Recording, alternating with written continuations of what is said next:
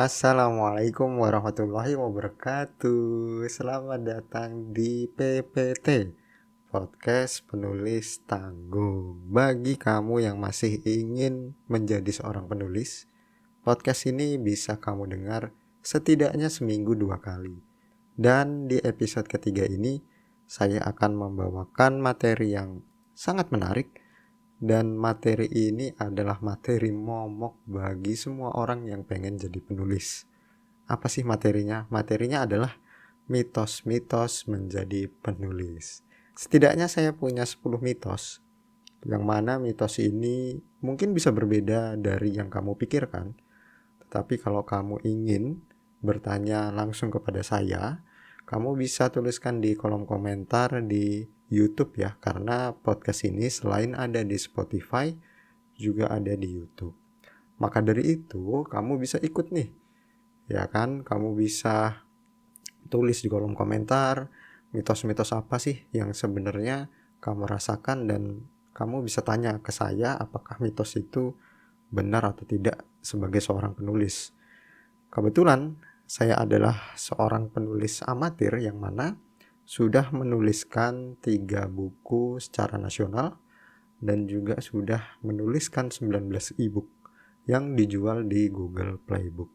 Langsung kita mulai ya. Setidaknya dari 10 mitos ini saya akan bacakan dulu yang pertama, kemudian saya akan komentari. Mitos menjadi penulis yang pertama adalah banyak baca buku lebih mudah menjadi penulis. Mitos ini benar atau tidak? Jawabannya adalah tidak. Loh, kok bisa? Jadi gini, penulis itu sebenarnya bukan hanya banyak membaca buku, tetapi banyak latihan menulis. Ini berbeda. Bedanya di mana? Bedanya kalau kita analogikan seperti ini. Semua orang yang suka makan bakso dan sering makan bakso belum tentu bisa menjadi penjual bakso. Tetapi penjual bakso itu sudah jelas dan sudah pasti dia juga makan bakso. Itu analoginya. Sehingga kalau untuk jadi penulis tidak hanya membaca buku. Karena banyak baca buku ya berarti kamu itu konsumen buku aja. Belum menjadi produsen buku atau belum jadi orang yang memproduksi buku. Maka dari itu kalau kamu ingin bisa menulis buku, tidak hanya berlandaskan banyak baca buku, tetapi juga belajar menulis. Pengalaman saya nih, saya cukup banyak membaca buku dan ternyata tidak semua informasi yang saya serap melalui buku itu berhasil saya tuliskan kembali. Artinya ada saja kosakata atau kalau dalam bahasa Inggrisnya itu vocab yang hilang dari pikiran saya. Sehingga mau tidak mau saya harus terus mencarinya di kamus. Ibaratnya nih, kalau saya pengen menulis sebuah berita, maka saya harus mengecek dulu sumbernya apa, kemudian saya baca ulang beritanya seperti apa, lalu saya tuliskan menurut opini saya sendiri, menggunakan kata-kata yang saya miliki sendiri. Kalau saya kekurangan kata-kata, saya baru melihatnya di kamus. Begitu juga dengan menulis fiksi, entah itu cerpen, entah itu novel. Saya menuliskan novel itu menggunakan kata-kata yang saya punya. Tetapi kan tidak semua novel yang saya baca kemudian saya ambil semua kata-katanya, tidak seperti itu. Kita itu manusia tidak bisa ternyata seperti itu. Maka dari itu, bahkan untuk kamu yang baru baca novel cuma 1, cuma 2, sebenarnya sudah bisa untuk menulis buku. Karena sekali lagi menulis buku itu butuhnya cuma praktek. Praktek gagal seperti itu terus sampai akhirnya kamu berhasil membuat satu naskah utuh, entah itu cerpen, kumpulan cerpen, entah naskah film, naskah novel, naskah buku non-fiksi, seperti itu ya. Kita akan lanjut ke mitos yang kedua. Mitos yang kedua ini adalah menjadi penulis butuh koneksi yang luas. Nah, ini juga salah. Kenapa? Karena pengalaman saya sendiri untuk menulis dan mempublikasikannya melalui penerbit nasional, kita hanya butuh naskah yang utuh, naskah yang bagus, dan naskah yang cocok. Nah, ini yang mau saya bahas. Naskah yang utuh itu gimana? Misalnya nih, kita harus mengirimkan naskah yang benar-benar utuh, misalnya 100 halaman minimal ya, maka kita tidak boleh mengirimkannya 90 halaman. Oleh karena itu, kita cek dulu persyaratan yang ada di penerbit itu seperti apa. Baik itu fontnya, kemudian rata kiri rata kanannya, kemudian jarak spasinya berapa, lalu jumlah halamannya berapa.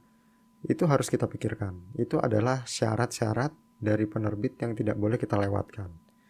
Ini yang banyak orang menganggap, enggak pasti ada jalur orang dalam. Enggak semua begitu.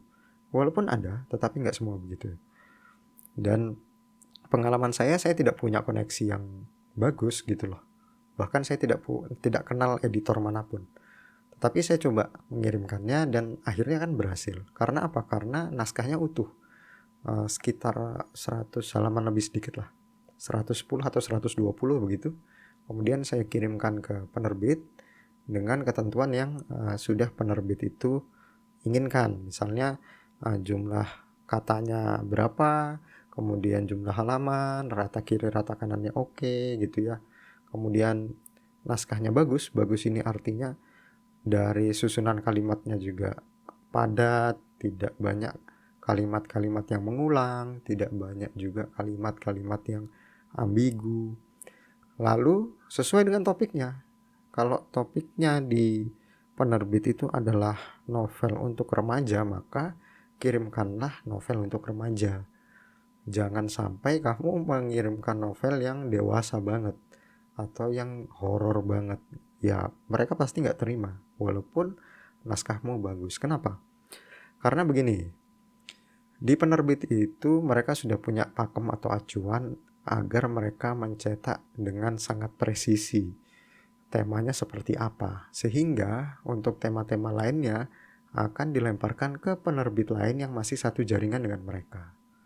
Misalnya di Gagas Media itu mereka punya jaringan misalnya Kultumedia dan Visi Media Pustaka. Nah di kedua penerbitan itu kan dia punya fokus yang berbeda. Ada yang fokusnya hukum misalnya, kemudian ada yang fokusnya tentang agama. Nah itu beda teman-teman. Jangan disamakan, jangan dicampur adukkan. Jadi teman-teman riset dulu penerbit mana untuk naskah teman-teman semua. Kalau fiksi ya coba ke Bentang Pustaka, Gramedia Pustaka juga bisa. Cobalah ke sana. Kalau ke non fiksi seperti punya saya, yang mana itu sifatnya memotivasi atau inspirasi gitu ya, itu bisa ke Metagraph, punya 3 serangkai, ke Visi Media bisa, Kultumedia juga bisa gitu ya. Tapi kalau sekarang sih nggak tahu ya, mungkin berbeda lagi kebijakannya, dan kebijakan yang berbeda itu berlaku beberapa tahun sekali. Jadi mereka akan mengganti temanya menyesuaikan dengan minat dari pembaca buku itu sendiri. Oke. Kemudian kita ke mitos yang ketiga. Mitos yang ketiga adalah karya pertama adalah segalanya. Nah ini penyakit bagi semua penulis pemula. Mereka merasa bahwa karya pertama mereka adalah karya yang fenomenal, karya yang harus dijaga, dipuji, dan dipuja. Ini salah kaprah banget.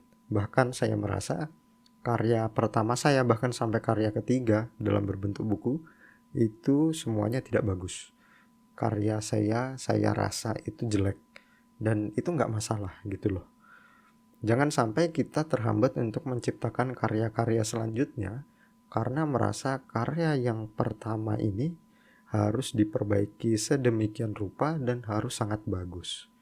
Ingat, kamu bukan J.K. Rowling. Artinya bisa jadi kamu terkenal bukan di karya pertama, bisa juga di karya kedua, karya ketiga gitu loh. Rezeki itu gak ada yang tahu. Tetapi naskah harus tetap selesai.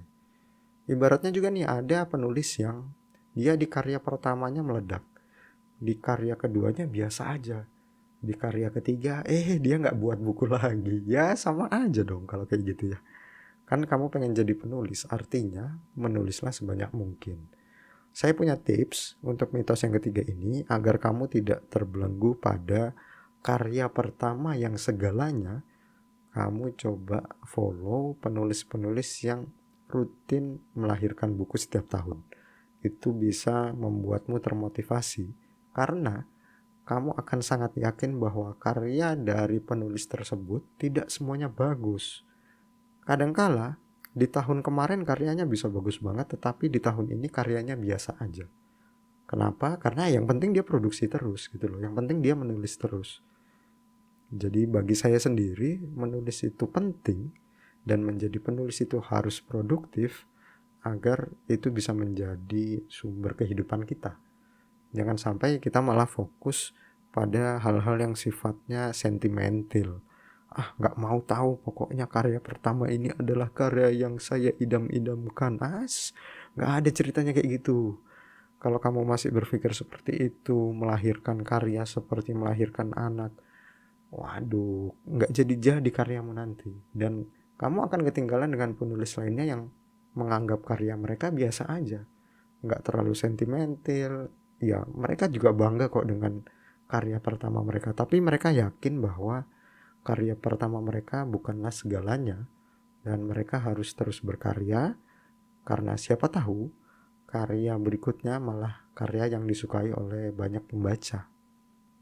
Kita lanjut, yang nomor 4. Mitos yang nomor 4 adalah membutuhkan ijazah sastra atau jurnalistik. Ini juga menarik nih untuk kita bahas.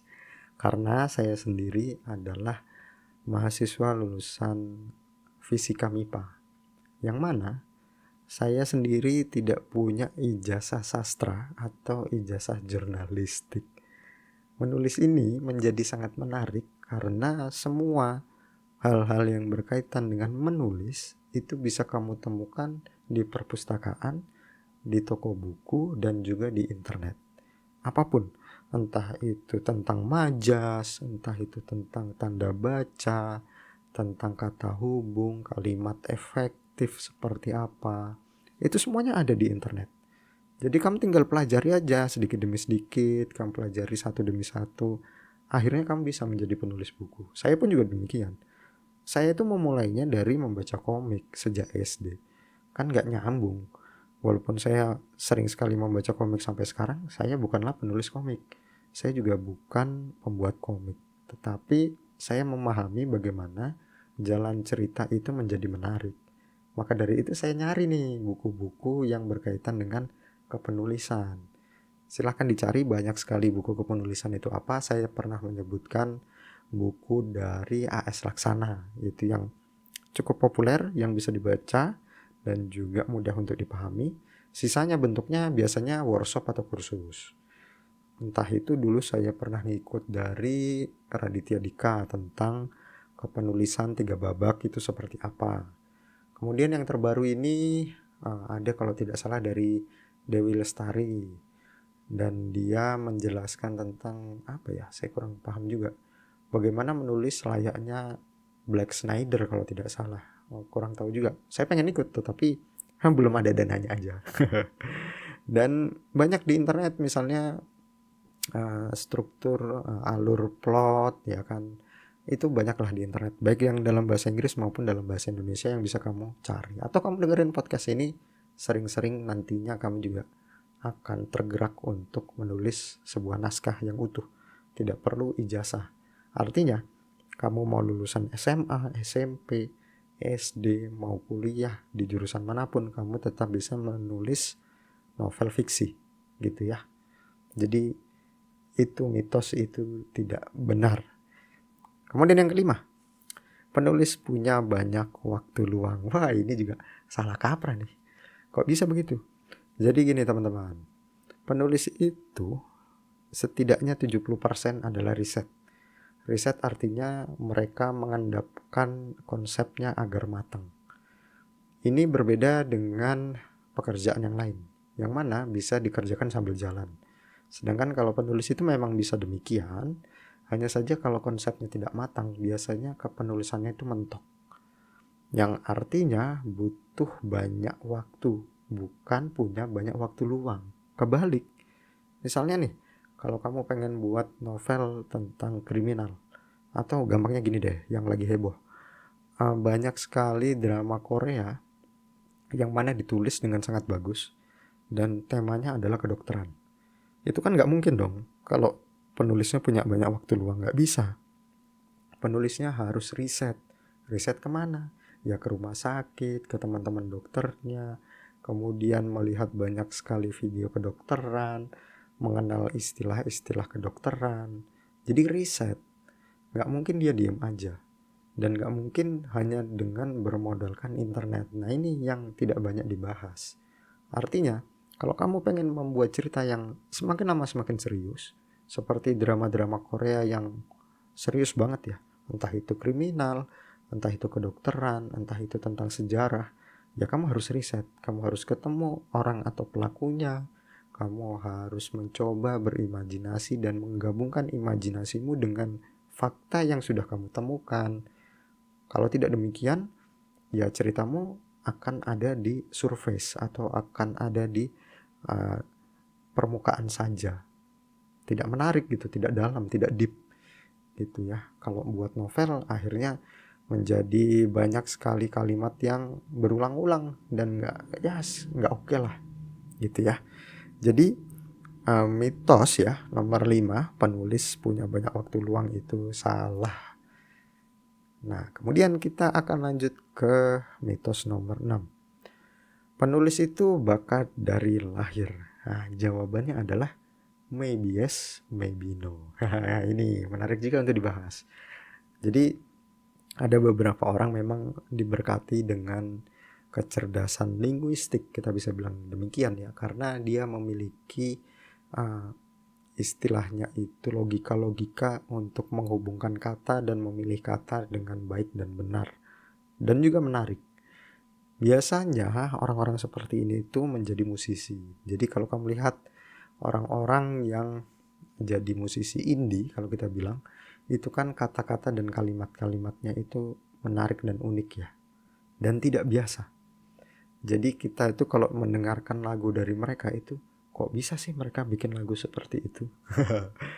Karena saya sendiri sebagai seorang penulis juga bukanlah seorang penulis musik, sehingga saya sendiri juga merasa saya tidak punya bakat di bidang kecerdasan linguistik. Artinya, saya harus belajar. Jadi kecerdasan linguistik atau kecerdasan berupa kata-kata itu yang kita mainkan dalam kata-kata itu bisa dipelajari. Hanya saja bagi setiap orang itu berbeda.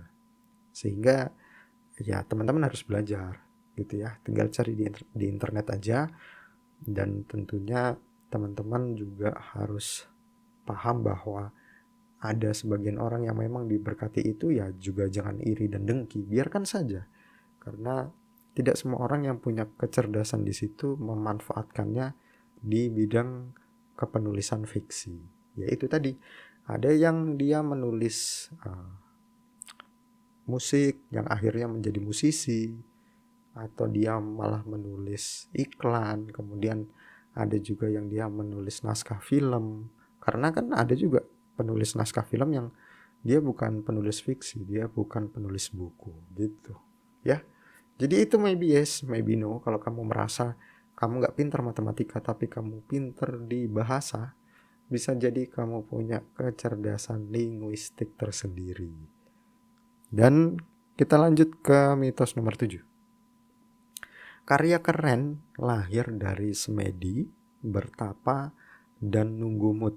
Nah ini mitos yang salah. Karena Stephen King sendiri, kalau kamu tahu penulis cerita horor dari novel-novel horornya, termasuk novel horor terkenal yaitu Pet Sematary ya, sama It yang badut itu, dia menjelaskan kalau dia menulis setiap hari setidaknya 6 halaman HVS. Itu banyak sekali. Dan gak semuanya diterbitkan, bayangin loh. Artinya dia terus-menerus menulis, tidak peduli moodnya lagi bagus atau lagi berantakan. Ini yang harusnya kamu juga pahami sebagai orang yang pengen terjun di dunia tulis-menulis. Jadi menjadi penulis itu pekerjaan, yang mana sama seperti pekerjaan lainnya bahwa ya harus ditekuni dan dipelajari setiap hari. Ibaratnya ini seperti seorang dokter. Kalau dokter itu nggak belajar setiap hari dan hanya mengandalkan dari pengalamannya saja, nanti kalau ada pasien datang dengan kasus yang unik, dia akan bingung dan malah malpraktek. Kan kita nggak mau ya jadi penulis yang mana sesuai mood aja. Ya kalau moodnya seminggu sekali, kemudian seminggu sekali kita nulis cuma 1000 kata, ya rugi akhirnya, ya kan? Sebulan cuma dapat 4000 kata. Mau kapan itu ceritanya selesai gitu ya? Apalagi untuk cerita fiksi yang panjang. Seperti novel misalnya butuh 50.000 kata. Waduh, itu lama sekali jadinya gitu loh. Jadi jangan samakan menulis menunggu mood dengan menulis setelah meriset. Ini banyak sekali yang salah kaprah di sini. Jadi banyak yang berlindung di balik menulis menunggu mood karena mereka percaya bahwa beberapa penulis terkenal itu memang menghabiskan 1 tahun untuk satu buku saja. Ya jelas aja karena mereka risetnya panjang.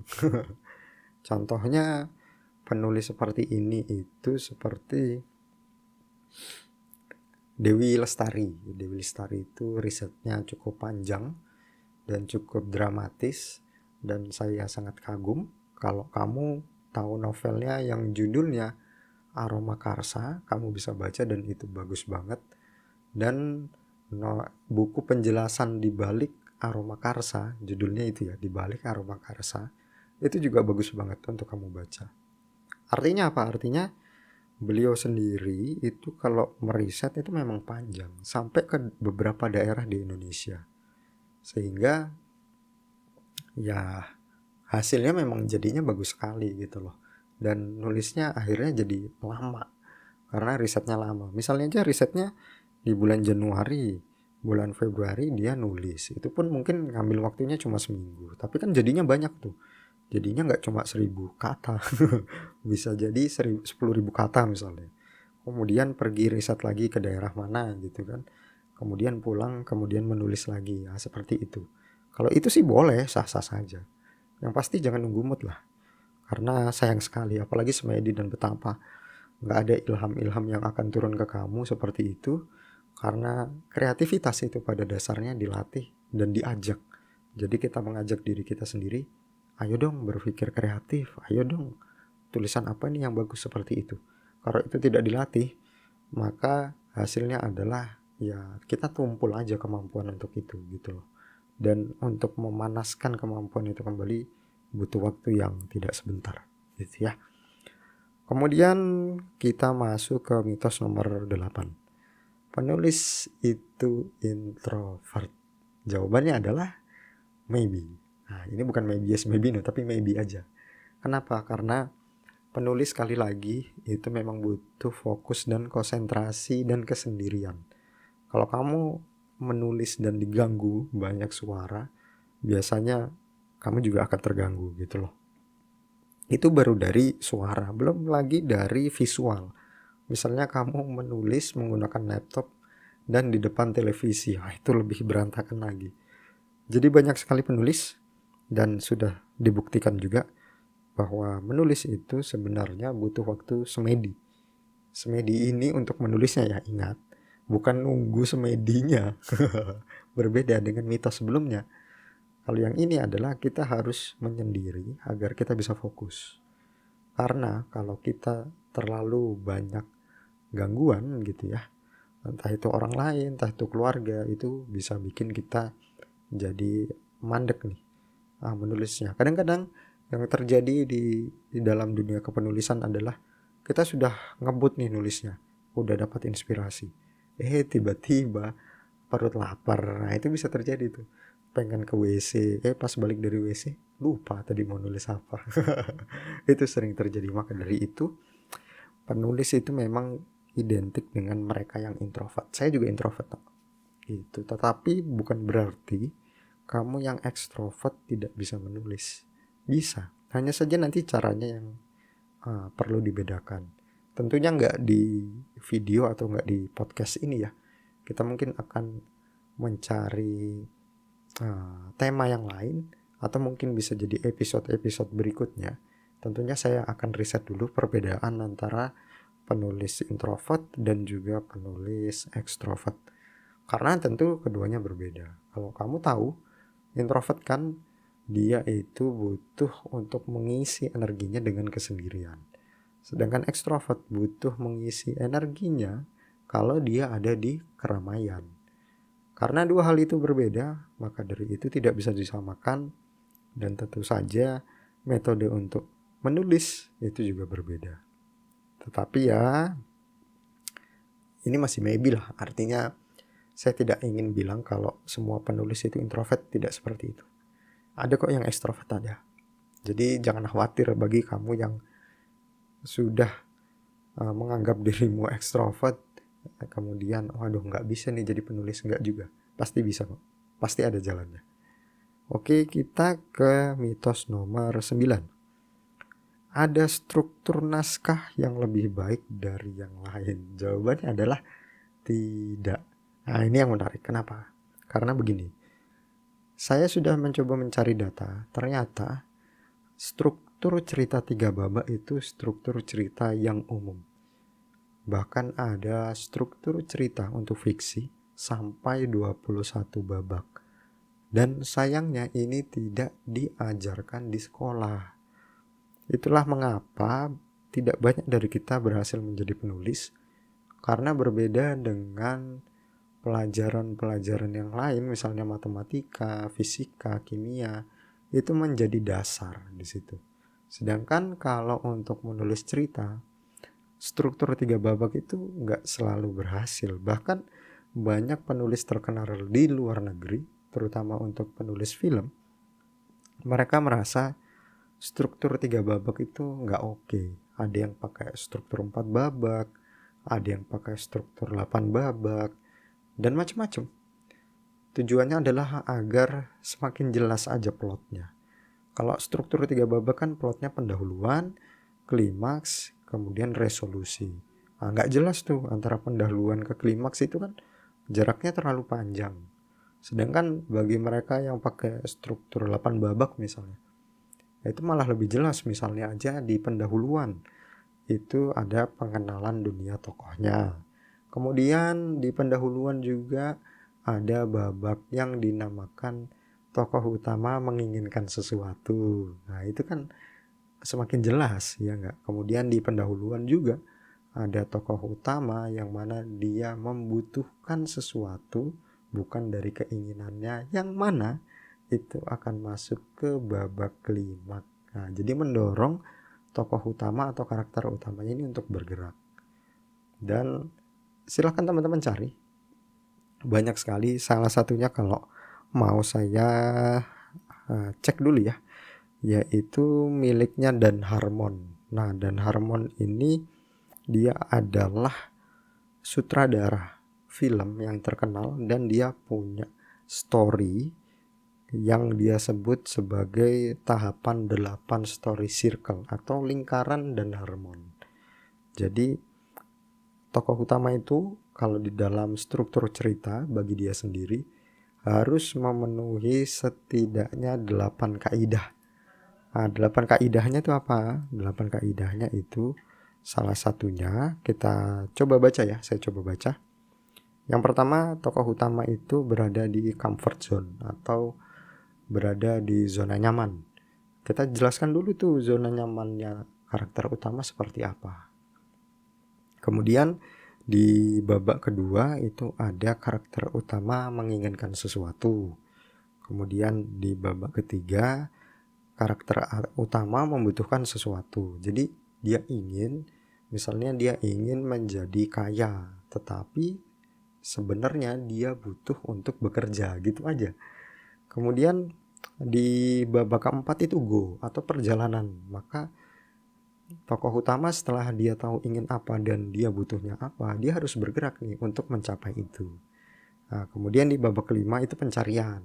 Setelah dia bergerak, dia kan harusnya mencari yang mana nih, ya kan? Yang want yang mana, yang need yang mana, atau keinginan yang mana, kebutuhan yang mana, dan kita munculkan masalah-masalahnya di situ. Nah, dari pencarian itu kemudian di babak ke-6 adalah temukan. Dia menemukan sesuatu. atau find. Dia menemukan sebenarnya jawaban dari keinginan dan kebutuhannya dia itu apa. Jadi dia ingin kaya, dia butuh bekerja, kemudian dia menemukan bahwa dia itu sebenarnya ingin kaya, tapi nggak butuh kerja. Bisa jadi kayak gitu kan. Ternyata dia menjadi kriminal misalnya. Itu kan jadi jalan cerita yang menarik. Ya, ini versinya Dan Harmon. Kemudian di bab ketujuh itu mengambil itu maksudnya tokoh utama sudah tahu nih dia pengennya jadi kaya tetapi tidak pengen bekerja. Apakah hal itu harus dia ambil karena pilihannya adalah cuma menjadi kriminal? Bisa aja. Nah, jadi cerita kriminal kan. Kemudian di babak ke-8 adalah return atau tokoh utamanya itu kembali ke dunia yang nyaman tetapi dengan versi terbaru dari dirinya. Versi terbaru dari dirinya adalah seorang kriminal. Menarik ya, menarik kan. Dan itu teman-teman cari aja di internet ada, yaitu Story Circle dari Dan Harmon. Tulisannya DANHARMON gitu ya. Karena bagi teman-teman yang di YouTube bisa langsung ketik aja di kolom pencarian dan itu pasti akan muncul kok penjelasan dari Story Circle-nya Dan Harmon. Bagi teman-teman yang di podcast ya cukup dengerin dulu aja sampai akhir, nyarinya nanti setelah podcast dari saya ini selesai satu episode ini ya. Nah, kemudian yang ke-10. Yang ke-10 ini adalah mitos yang terakhir yang bisa saya jelaskan kepada teman-teman semua, yaitu setiap penulis harus hafal vocab atau kosakata. Ini adalah mitos yang salah. Kenapa? Karena kita tetap butuh kamus teman-teman semua. Baik itu kamus online ataupun kamus offline, karena vocab itu bukan untuk dihafal. Tetapi vocab itu untuk mempercantik kalimat saja. Misalnya kamu pengen membuat karaktermu makan. Kemudian kamu tuliskan di dalam novelmu, Andi sedang memakan bakso. Misalnya seperti itu. Itu kan kalimat yang sangat biasa ya, biasa banget. Tetapi kamu mengubahnya menjadi Andi menyantap bakso dengan lezat. Nah, itu kan berbeda. Atau misalnya kamu pengen mengubahnya menjadi lebih liar, misalnya Andi menyantap bakso dengan beringas. Nah, itu kan juga sebuah tambahan-tambahan vocab yang mana kita itu nggak perlu menghafal itu. Kita hanya perlu mencarinya aja di kamus, benar-benar seperti mencari kata secara acak. Yang nantinya kata acak itu bisa kita catat, kemudian bisa kita gunakan, atau ya tidak perlu kita gunakan sama sekali juga nggak masalah. Yang terpenting dari cerita adalah sebisa mungkin kalimatnya itu padat. Jadi jangan redundan, jangan terlalu banyak memakai kalimat penghubung. Misalnya nih, kalimat penghubungnya itu aku suka dengan dia karena dia itu cantik, seperti model-model seperti itu harus dikurangi dan harus dihilangkan. Artinya belajarlah membuat satu kalimat rangkaian yang utuh, yang mana kalimat itu tidak bisa dipenggal lagi. Misalnya ia mengendarai sepeda motor, nah, itu nggak bisa dipenggal. Ia mengendarai, nah, itu nggak bisa dipenggal tuh. Mengendarai apa? Nah, kan nggak jelas.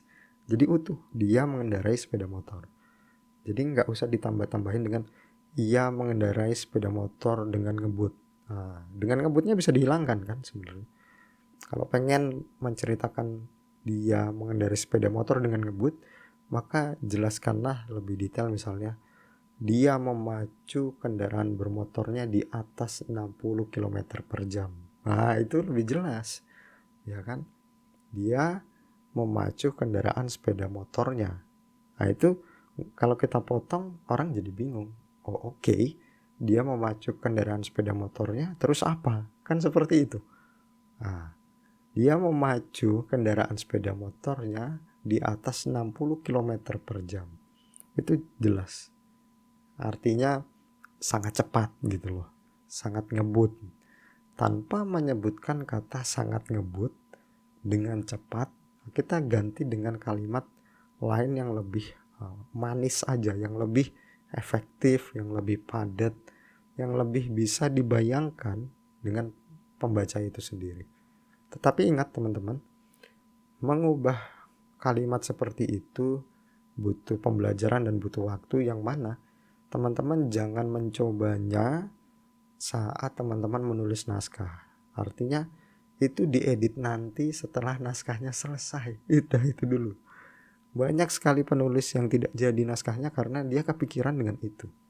Oh iya, kalimat ini kok redundan, ya, ada pengulangan berkali-kali, menggunakan banyak kata yang, menggunakan banyak kata dengan, menggunakan kata penghubung seperti meskipun, ya kan, walaupun, yang harus diganti ya. Terus teman-teman buru-buru ganti tuh.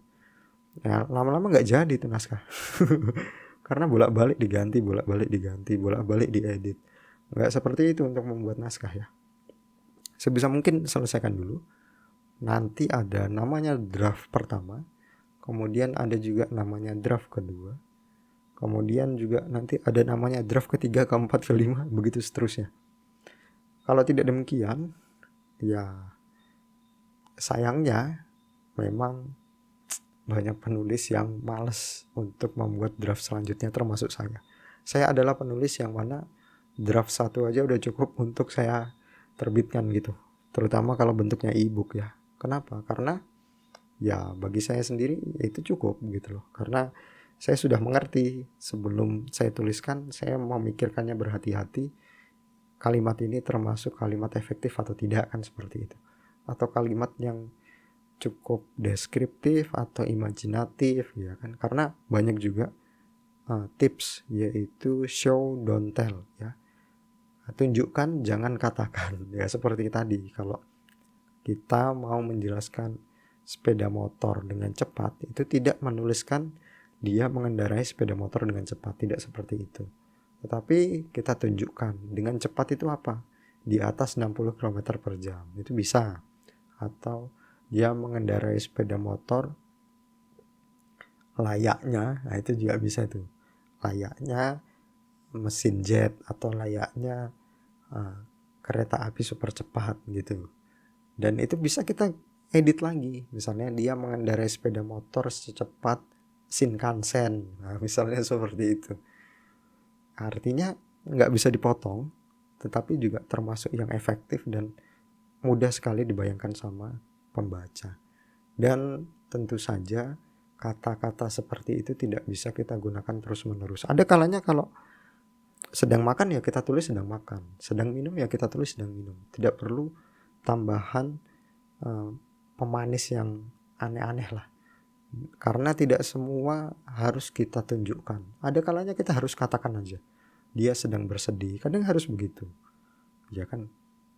Jangan sampai dia sedang bersedih kita ganti dengan dia sedang merenungi nasibnya yang gimana-gimana. Itu lama-lama pembaca juga capek karena dia terus-menerus membaca secara show atau secara pertunjukan dan nggak sampai ke tujuan gitu loh. Karena ada beberapa hal seperti di film horor atau di novel misteri, itu yang butuh mereka ketahui adalah tentang kronologinya, bukan tentang keindahan dari kalimat dan kata-katanya gitu ya. Jadi memang butuh banyak belajar dan butuh banyak latihan, tapi setidaknya teman-teman sudah mengetahui 10 mitos yang saya bacakan ini. Jadi kalau teman-teman punya mitos lainnya yang bisa teman-teman share kepada saya, silahkan tuliskan aja di kolom komentar di YouTube di video saya yang terbaru ini. Karena ya kita butuh sharing banyak bagi kamu yang pengen banget menjadi penulis. Karena ya sharing itu asik lah ya. Saya juga pengen kalau saya tahu jawabannya ataupun saya tidak tahu jawabannya, ya nanti saya akan cari tahu dan saya akan kasih jawaban ke kamu gitu. Mitos apa nih yang belum saya baca, yang belum saya diskusikan bareng sama kamu? Dan ada tambahan, mitos ke-11. Banyak sekali penulis pemula atau yang mau jadi penulis itu takut terkenal. jawaban yang ini adalah benar, termasuk saya sendiri. Karena butuh waktu bertahun-tahun untuk bisa memulihkan perasaan ketakutan kalau tulisan kita atau novel kita membuat kita menjadi terkenal. Kenapa? Karena kita takut sama pajak.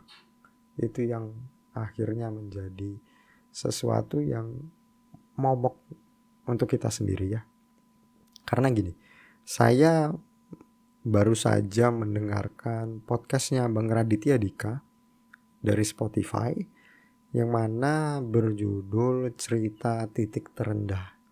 Dan di situ Bang Radit menceritakan bahwa dia pernah mendapatkan royalti sebesar 20 juta rupiah dari menulis bukunya, dan itu periode selama 6 bulan. Bayangkan ya, itu banyak sekali. Sedangkan saya sendiri untuk periode 1 tahun itu baru mendapatkan royalti sebesar 6 juta rupiah. Artinya Bang Radit tentu lebih banyak potongan pajaknya dibandingkan hasil karya saya sendiri. Namun bukan berarti Bang Radit lebih miskin dari saya. Paham gak logikanya? Artinya berapapun besar pajak yang dibayarkan oleh Bang Radit itu tidak membuatnya miskin. Udah gitu aja. Jadi teman-teman jangan pernah takut untuk menjadi terkenal. Buatlah karya novel, fiksi, non-fiksi sebagus-bagusnya, semenarik mungkin, dengan riset yang mendalam, dengan gaya bahasa yang lugas, yang efektif. Karena kalau karya teman-teman akhirnya meledak dan terkenal, berapapun besar uang yang akan teman-teman dapatkan, pajaknya memang akan besar gitu loh. Dan itu tetap tidak akan membuat teman-teman jatuh miskin. Gak ada misalnya teman-teman dapat royalti 20 juta kayak Bang Radit ya, kemudian dipotong 20 juta semua. Nggak mungkin kayak gitu, nggak ada. Karena tentu saja negara sudah memikirkan pendapatan royalti dari karya-karya kita itu berapa persen potongannya gitu loh. Sudah dipikirkan oleh mereka yang membuat kita itu tetap bisa menikmati apa yang sudah kita usahakan. Itu loh. Jadi ketakutan itu juga menimpa saya bertahun-tahun, bahkan setelah saya berhasil menulis buku. Artinya tentu ada ketakutan itu, takut terkenal yang mana malah diburu dinas pajak ya. Karena dinas pajak pernah beberapa kali memburu orang-orang yang pamer harta kekayaannya di Twitter gitu kan. Walaupun akhirnya sekarang nggak ada lagi tuh, nggak tahu kemana. Karena ada masalah ya. Tetapi kan kita bisa mengetahui bahwa menjadi penulis targetnya memang harus sebisa mungkin hidup dari penulis. Artinya memang karya teman-teman harus terkenal. Kalaupun tidak terkenal, setidaknya dia mampu menghidupi teman-teman selama 1 tahun. Sehingga teman-teman bisa menikmati uang tersebut untuk terus berkarya. Banyak sekali penulis yang akhirnya memilih untuk berhenti berkarya karena ya hasil dari penjualan bukunya tidak memuaskan dirinya dan juga tidak mampu memenuhi kebutuhan hidupnya dari bulan ke bulan, dari tahun ke tahun. Ya sangat disayangkan, bahkan Bang Radit sendiri bilang kalau dia kayaknya sudah tidak lagi menulis karena selain butuh waktu yang sangat banyak, hasilnya itu tidak sepadan juga sekarang ini. Tetapi banyak kok dari penulis di luar sana yang masih tetap percaya bahwa menulis itu atau menjadi penulis itu tetap bisa menghasilkan sesuatu yang menyenangkan untuk bisa kita nikmati. Termasuk diri saya sendiri, saya masih berusaha untuk terus menulis sembari membuat podcast seperti ini dan untuk menginspirasi teman-teman semua agar ayo kita bisa dong menjadi penulis, agar banyak sekali buku dari Indonesia yang dinikmati oleh anak bangsa dibandingkan kita harus kebanjiran buku-buku dari luar. Kan akan sangat disayangkan karena banyak penulis fiksi yang sangat menarik untuk kita ikuti lah. Karena ya sayang sekali kalau sampai penulis-penulis seperti mereka berhenti dan kita yang belum berhasil seperti mereka tidak lagi menemukan sosok untuk kita teladani, kita juga malah ikut berhenti gitu kan. Itu kan akan sangat disayangkan sekali. Dan itu aja mitos-mitos seputar kepenulisan, yang mana video ini sudah 45 menit dan tentunya kita punya 15 menit lagi untuk menggenapkan ke 1 jam. Ya walaupun nggak genap persis 1 jam, kita akan ngobrol bebas di sini.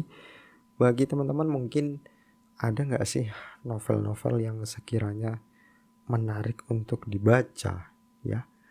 Novel lama boleh, novel yang baru juga boleh, karena bagi saya sendiri novel itu sekarang ini banyak sekali mengalami penurunan kualitas cerita ya. Bukan berarti ceritanya jelek, enggak juga. Tetapi entah karena saya sendiri sebagai pembaca itu merasa kayaknya selera saya sudah semakin tinggi, sehingga karya-karya yang bahkan karya saya sendiri saya anggap jelek kok gitu loh. Tapi banyak karya yang dianggap dibaca oleh banyak orang, bestseller, itu setelah saya baca ternyata biasa saja. Entah karena memang selera saya yang berubah atau memang dari karya tersebut ya biasa aja. Karena gini teman-teman, kalau teman-teman masih remaja dan mendengarkan podcast ini usianya masih 15 tahun ya, atau maksimal lah 22 tahun, novel-novel yang ringan, yang tidak banyak konfliknya, yang tidak berat ya konfliknya, itu memang enak untuk dibaca. Tetapi akan sangat agak sayang untuk dikoleksi, karena bisa menemuin rak aja. Kalau bagi saya karya seperti itu biasanya sekarang lebih banyak masuk ke portal-portal seperti Wattpad, bacanya Wattpad ya atau Wattpad, entahlah, Storyal, Karya Karsa, seperti itu. Ada di Traktir misalnya. Sedangkan novel-novel yang konflik berat ini kita tunjukkan bukan dari ketebalan bukunya ya, bukan. Karena ada kok novel-novel ringan, istilahnya yang cerita-cerita fiksi yang singkat-singkat, padat, jelas, tetapi cukup membuat kita mikir dan berkesan. Itu banyak kok. Kalau mau ambil contoh itu karyanya Franz Kafka, teman-teman bisa beli. Nggak tahu sekarang masih ada atau enggak. Itu yang judulnya Metamorphosis. Itu bagus banget. Dan karyanya singkat, padat, dan jelas, nggak bohong. Dan sebuah cerpen, kumpulan cerpen. Dan menarik. Ada kejadian-kejadian seperti itu yang tidak biasa di pikirannya penulisnya sendiri. Gitu loh. Sedangkan kalau novel, cobalah untuk setidaknya membaca novel yang tidak berseri. Kalau bagi saya sendiri, saya sangat jarang untuk membeli novel berseri seperti Harry Potter. Kenapa? Karena ya itu sudah pasti konfliknya akan semakin rumit, namanya juga berseri. Sedangkan penulis juga ditantang untuk menulis novel yang dia nggak berseri, cukup 1 buku tetapi cukup rumit untuk dibaca gitu ya. Misalnya aja, kalau tidak salah itu Agatha Christie itu tidak berseri ya. Saya lupa ingat karena saya membacanya sudah sangat lama gitu ya. Cerita detektif yang tidak berseri lah. Atau kalau kamu pengen bandingkan ya, bandingkan dengan drakor atau drama Korea yang dia di season 1 aja udah itu selesai dan bagus banget gitu loh. Nggak perlu ada lanjutan season 2, season 3 yang mana ceritanya ya jelas aja lebih rumit pasti. Tetapi ya kalau mengandalkan seri ya, cerita yang jelek pun tetap akan jadi bagus kalau di season berikutnya diperbaiki gitu loh. Tetapi kalau dia cuma ada 1 season aja, itu tentu kan jauh lebih menantang bagi pembaca sendiri untuk menemukan novel-novel apa sih sebenarnya yang cukup satu seri aja lah. Dan dia sangat bagus banget. Kalau nggak salah dulu saya pernah baca Japan Lit, ya kan ada Teen Lit, ada Korea Lit juga ada ya, K-Lit gitu tulisannya. Itu kalau tidak salah Japan Lit itu dari Ayokashi Sensei ya. Sebentar, saya coba cari dulu ya sebelum kita kehabisan waktu. Yakoshi Rikako. Sebentar. Oh, Ayakashi Rikako. Nah, Ayakashi Rikako ini bagus banget ya. Kalau saya coba cek, salah satu novelnya yang terbagus yang menurut saya adalah berjudul Girls in the Dark. Ini bagus banget bagi saya. Novelnya cukup membingungkan alurnya. Membingungkan ini saya harus menebak-nebak siapa pelakunya. Dan menariknya itu adalah satu buku aja dan ceritanya selesai dan juga tidak tebal, tidak bertele-tele, cukup banyak cerita-cerita yang istilahnya tidak terlalu banyak kalimat bercerita yang meliuk-liuk lah atau mendaki-daki, nggak ada, karena adegan per adegannya itu luar biasa banget lah. Ya tentu tidak bisa kita samakan dengan Haruki Murakami Sensei ya, itu kan lain. Tetapi setidaknya kalau kalian mau starting menulis novel untuk remaja misalnya, ya bisa merujuk pada Ayakashi Rikako Sensei. Silahkan dicari di bukunya, di Gramedia sempat ada, dan kayaknya sudah diterbitkan semua serialnya, artinya bukan serial novel-novel selanjutnya lah dari beliau, dan semuanya menarik kok. Tetapi bagi saya sendiri goalnya itu di Girls in the Dark itu wow, bagus banget sumpah. Saya sampai kagum dengan beliau dan sempat nyari di Facebook waktu itu, dan ternyata beliau juga sangat kagum dengan pembaca dari Indonesia karena sangat laku di Indonesia dan beliau sangat tercengang gitu ya, sangat berterima kasih begitu ya. Dan itu saja sepertinya cukup ya untuk podcast tentang mitos-mitos menjadi penulis. Dan kita akan ketemu di video selanjutnya, di podcast selanjutnya. Di minggu ini juga saya masih akan riset tentang mungkin introvert dan extrovert itu ya.